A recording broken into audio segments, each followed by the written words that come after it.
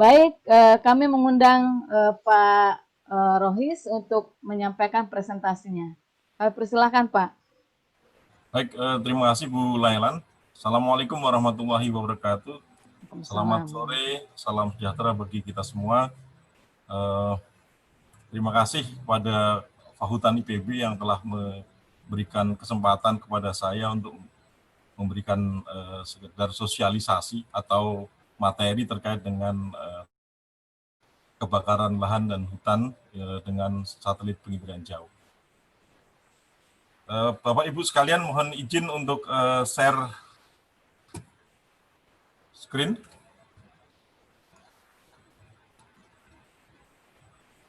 Mohon maaf, mungkin host bisa mengizinkan saya untuk share screen karena masih disable participant screen sharing. Mas Robi mungkin bisa dibantu. Sudah bisa, Bu. Silahkan Pak Rohis. Masih. Yang saya hormati juga para narasumber yang lain, Pak Profesor Bambang Heru dan juga Pak Raffles. Sudah lama kita nggak ketemu Pak Raffles nih. Ya, karena COVID ini jadi ketemu di sekarangnya. Oke, Pak, saya masih belum bisa share screen. Mohon maaf, ini kenapa? Dari hostnya aja suruh. Mungkin dari hostnya bisa tampilkan.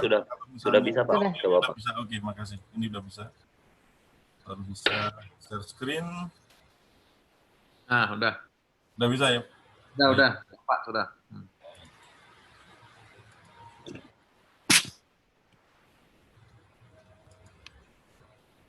Oke, jadi saya akan mencoba melakukan presentasi terkait dengan pemantauan kebakaran lahan atau hutan dengan penginderaan jauh. Mungkin Bapak Ibu sekalian sudah mengenal terkait dengan hotspot yang diperoleh dari data NOAA dan sebagainya.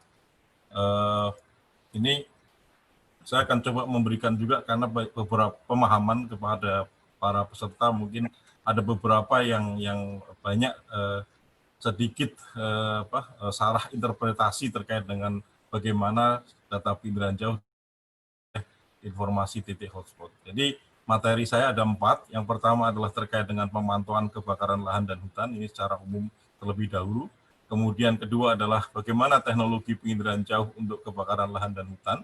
Kemudian bagaimana sistem diseminasi informasi yang kami lakukan di lapan. Kemudian yang terakhir adalah terkait dengan kesepakatan penggunaan informasi hotspot. Ini penting juga ingin saya ungkapkan karena ada kesepakatan di nasional ini terkait dengan penggunaan informasi hotspot. Nah, mungkin Bapak Ibu sekalian sudah kalau lihat gambar ini pasti tahu lah terkait bagaimana pemantauan kebakaran lahan dan hutan. Jadi Pak Raffles tadi sudah menyebut juga terkait dengan adanya patroli terpadu, kemudian juga saya pernah melihat naik juga ke menara pantau api yang ada di beberapa perusahaan, ini juga digunakan pemantauan kebakaran lahan dan hutan. Dan teknologi yang sekarang banyak juga teman-teman di lapangan menggunakan drone untuk memantau kebakaran hutan, dan memang beberapa efektif di dalam pemantauannya. Nah, yang terakhir adalah bagaimana pemantauan dengan satelit penginderaan jauh. Ini tadi Pak Prof. Bambang juga sudah menyampaikan beberapa gambar yang dari satelit. Di situ sudah terlihat di mana lokasi-lokasi terjadinya kebakaran. Dan ini sangat penting karena itu bisa mendeteksi di mana lokasi kebakaran. Tadi Bu Dr. Lailan juga menyampaikan di mana awal mulanya api mungkin bisa dideteksi, bisa dianalisa dari mana munculnya api. Kalau kita bandingkan masing-masing metode pemantauan tadi, mungkin saya gabungkan jadi satu, yang patroli api dan drone dibandingkan dengan pemantauan dengan data satelit penginderaan jauh. Jadi kalau tadi yang pemantauan di lapangan mungkin cakupannya tidak luas, tapi dengan data satelit penginderaan jauh ini kita bisa melihat luas yang luasan, bisa saja luasan satelit itu 230 km kali 230 km. Dan sekarang yang ada satelit Himawari juga bisa digunakan juga dengan luasan cakupan sepertiga luas bumi. Perbandingan jumlah personel, mungkin kalau pemantauan lapangan ini perlu banyak orang. Kalau dengan satelit mungkin hanya 1 sampai 2 orang bisa melakukan pemantauan seluruh Indonesia. Jadi bisa karena sistemnya sudah otomatis sehingga ini hanya menggunakan 1 atau 2 personil yang bisa melakukan pemantauan untuk seluruh Indonesia. Akurasi di lapangan karena pemantauan langsung di lapangan. Kalau dengan satelit memang kita masih harus tergantung dengan metode dan juga resolusi spasial data satelit yang digunakan. Lain-lain yang untuk lapangan mungkin para peserta atau yang sering di lapangan mungkin juga kesulitan mengakses daerah yang remote area, sedangkan satelit ini dapat mengakses daerah yang remote area. Ini adalah proses bagaimana pemantauan kebakaran lahan dengan data satelit. Jadi kalau ada kebakaran, kemudian kebetulan satelit itu lewat pada jam tertentu, kemudian data dikirim ke stasiun bumi, dan kemudian stasiun bumi dikirim ke storage dilakukan ke pengolahan data, dan pengolahan data langsung masuk di dalam sistem informasi website. Kelihatannya sangat complicated dan memerlukan waktu yang lama. Kalau teknologi dulu mungkin ini bisa harian bisa kita baru keluar informasi hotspot, tetapi dengan teknologi yang sekarang karena sudah sistemnya otomatis, dari satelit merekam lokasi kebakaran itu kita bisa clear antara 30 sampai 1 jam sudah informasi sudah bisa didiseminasikan melalui website. Beberapa produk yang misalnya NASA dan sebagainya masih terlambat sekitar 3 jam. Kalau kami di 30 sampai 1 jam sudah selesai informasi bisa sampai ke dalam website. Jadi ini kecepatan ini yang bisa kita peroleh. Dan kalau kami menggunakan juga tadi Pak Raffles sudah sempat menyinggung bahwa kita sekarang sudah menggunakan satelit berbagai macam. Kenapa? Kalau dulu hanya NOAA saja, sekarang kita gunakan data Terra Aqua Modis, Suomi NPP, juga Landsat dan Sentinel-1 dan 2. Dan ini ada beberapa karakteristik kenapa keuntungan kita menggunakan data satelit. Jadi kalau satelit 1 lewat kemudian belum terjadi kebakaran, satelit kedua berikutnya bisa juga memotret daerah kebakaran. Itu keuntungan kita memantau dengan banyak satelit sehingga bisa dilakukan pemantauan secara kontinu dan disampaikan informasi titik apinya ke dalam website yang kita produksi.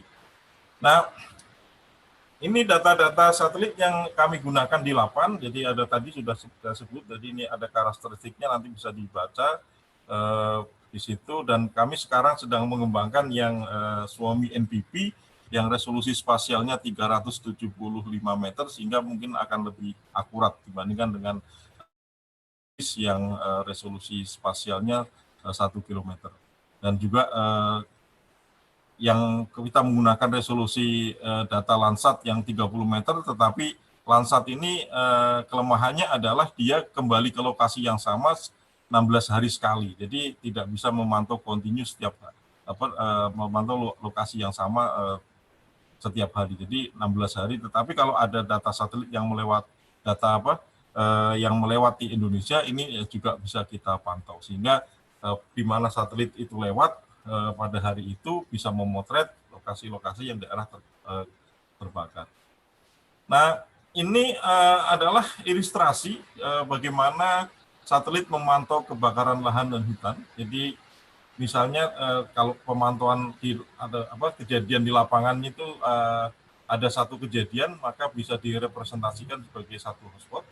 Tetapi kejadian masih di dalam lokasi yang radiusnya 500 meter bisa juga dijadikan hanya satu hotspot. Walaupun di lapangannya 2 kejadian. Ada satu kejadian besar bisa juga direpresentasikan menjadi beberapa titik hotspot karena panasnya lebih tinggi. Ini pemahaman ilustrasi bagaimana kondisi lapangan, kemudian output dari satelit. Nah, perlu dipahami juga bahwa hotspot koordinat yang ditampilkan di hotspot itu adalah titik tengah dari nilai pixel, titik tengah dari pixel. Jadi kalau pixelnya itu 1 kilo, berarti titik tengahnya masih ada margin error di situ 1 kilometer, 1 kilometer, sehingga jadi kalau kita mau lakukan meninjau kebakaran yang terjadi di hotspot harus melihat radius setidaknya 1 kilo. Atau kalau karena beberapa hasil riset kami banyak errornya di 3 kilo karena beberapa hal yang bisa dari metode yang masih di dalam pengembangan. Jadi teman-teman kalau survei hotspot misalnya itu harus melihat bagaimana tidak hanya sekedar koordinatnya saja, tetapi harus melihat di mana radius 3 kilometer di lokasi yang terjadi sekitar dari titik hotspot. Nah, ini ilustrasi juga pembelajaran dari kejadian kebakaran yang terjadi. Ini kebakaran kilang minyak di Cilacap tanggal 2 April 2011. Ini satu kejadian kebakaran itu terdeteksi 6 hotspot. Jadi lokasinya kebakarannya memang membuat panas di sekitarnya, lebih panas. Ini tidak terdeteksi 9 hotspot, padahal ini adalah kejadian kebakarannya satu kejadian. Saya juga pernah menganalisis, kami di LAPAN juga menganalisis kebakaran di Riau di pertengahan Juni 2013, itu terpantau 139 hotspot, tetapi di lapangan itu kejadian 18 kejadian kebakaran, sehingga kami mencoba untuk membuat metode clustering nanti. Jadi kami akan sosialisasikan pada hari Jumat nanti bagaimana metode clusteringnya, bahwa untuk meminimalkan jumlah hotspot. Jadi hotspot yang terjadi kan sekarang berdasarkan satelit saja, tidak di clustering, dan sehingga dengan riset-riset begini akan memudahkan kita untuk mengklaster kejadian kebakaran sebenarnya. Nah, itu terkait, dan kemudian kita bahwa teknologi penginderaan jauh itu untuk kebakaran lahan dan hutan ini bisa berperan di sebelum, saat, dan sesudah. Jadi sebelum kita bisa memberikan peringatan bahaya kebakaran dengan potensi kekeringan, kemudian pada saat kebakaran kita bisa melakukan pemantauan hotspot, pemantauan sebaran asap, juga pemantauan kualitas udara. Dan sesudahnya kita juga bisa lakukan pemetaan daerah bekas kebakaran dan juga bagaimana penutup lahan yang ada di suatu wilayah. Nah, ini contoh sistem peringatan dini. Jadi kalau kita membuat suatu peringatan dini kebakaran lahan, kita harus melihat juga dulu dari musimannya. Musiman kita lihat apakah tahun ini El Nino maupun La Nina, sehingga kita bisa aware, oh kalau ini tahun El Nino, mungkin kita harus waspada bahwa kebakaran akan lebih besar. Kemudian secara bulanan, bagaimana kondisi cuaca bulanannya, apakah lebih kering ataukah lebih basah, kita bisa lakukan pemantauan. Kemudian mingguannya jadi kita bisa kumpulkan akumulasi curah hujan mingguan. Jadi kalau dalam seminggu itu tidak ada curah hujan di suatu wilayah, kita bisa berikan warning bahwa daerah tersebut akan potensi kebakaran hutan. Dan satu lagi hariannya, sehingga kita juga pantau hariannya untuk melihat bagaimana indeks-indeks dari cuaca kebakaran. Dan ini salah satu rangkaian yang mungkin harus kita lihat dari musimannya, kemudian bulanannya, mingguannya, dan juga hariannya, bagaimana terkait dengan potensi kebakaran lahan atau hutan yang terjadi. Ini salah satu contoh prediksi peluang ENSO di tahun 2020. Kalau dilihat dari tahun 2020, merupakan peluangnya masih normal dan cenderung basah, sehingga kita bisa memprediksi bahwa tidak ada El Nino di tahun ini, masih peluang normal dan sedikit basah. Nanti bisa diartikan ke teman-teman sendiri. Dan ini satu prediksi musim BMKG bahwa puncak musim kemarau ini sebagian besar ada di bulan Agustus, dan sehingga kita bisa waspada, sekitar bulan Agustus kita bisa memberikan patroli yang lebih ketat dan sebagainya. Kemudian ini salah satu contoh juga untuk pemantauan kondisi bulanan, bagaimana tingkat kekeringan. Ini kalau kami lihat di bulan Mei 2020, masih sebagian besar di wilayah Indonesia masih kondisi normal. Kemudian hariannya kita bisa pantau bagaimana kondisi tingkat kemudahan penyurutan api tanggal 3 Juli 2020 di beberapa wilayah di Sumatera, ini di Riau dan sebagainya sudah mulai merah, dan beberapa sudah mulai merah. Dan ini juga terkait dengan potensi kekeringan. Ternyata di potensi kekeringannya masih belum merah, masih menunjukkan hanya di beberapa bagian timur. Dan memang ini biasanya cuaca curah hujannya lebih dulu kering di daerah timur ini. Kemudian pemantauan hotspot juga dilakukan. Setiap hari kami lakukan dengan beberapa data satelit tadi, dengan melihat confidence levelnya dan sebagainya. Dan juga di sini ada informasi hotspot, berapa jumlah hotspotnya, kemudian bisa di-download juga CSV-nya dan bisa dianalisis lagi. Kalau KLHK sudah familiar dengan download CSV, sehingga Pak Raffles tadi bisa menganalisis daerah-daerah yang rawan berdasarkan informasi hotspot. Ini rekap hotspot di Sumatera. Riau memang ada dua ini pada bulan Maret tinggi, dan yang lain masih di Jambi dan Sumsel masih relatif rendah hotspotnya. Ini cuma Riau yang tinggi dari bulan Januari sampai bulan Mei.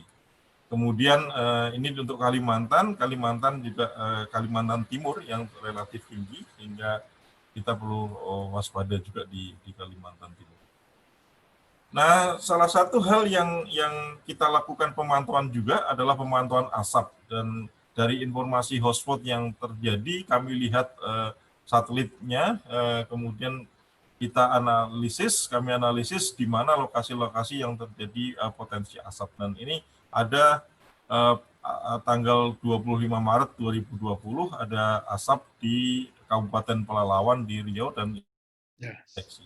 Nah, jika terdeteksi ini kami langsung sampaikan juga ke KLHK bahwa ada asap dan ini kebakaran dan terjadi di koordinat yang sudah ada.